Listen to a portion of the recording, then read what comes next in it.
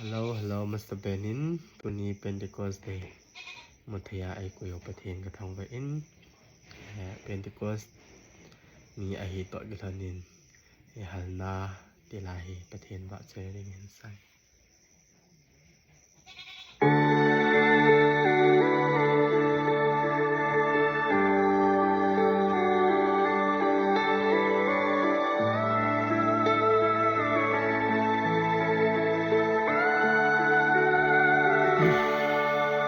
กะปูเลกะปาเตวนิคูอินมิลิมโดยเฮานากูนินประเทศดิตะนังมาสุกะเห็นมูโดตะซีอุนอสุนอาจิลาเตเกโฮ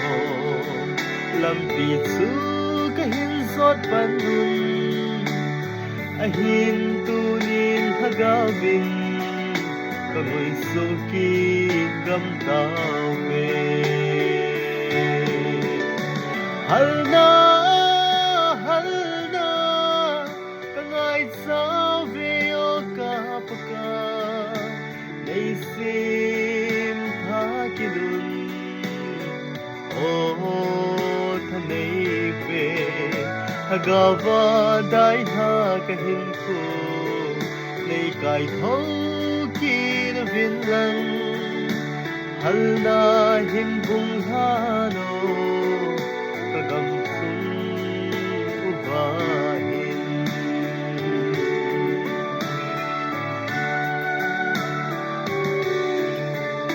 natundo na ho bung ho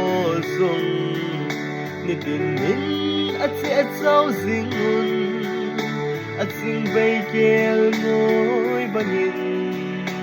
aki kentel gam tao ve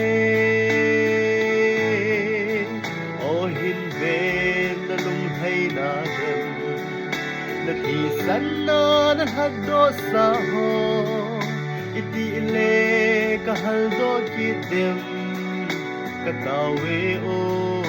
katawe halna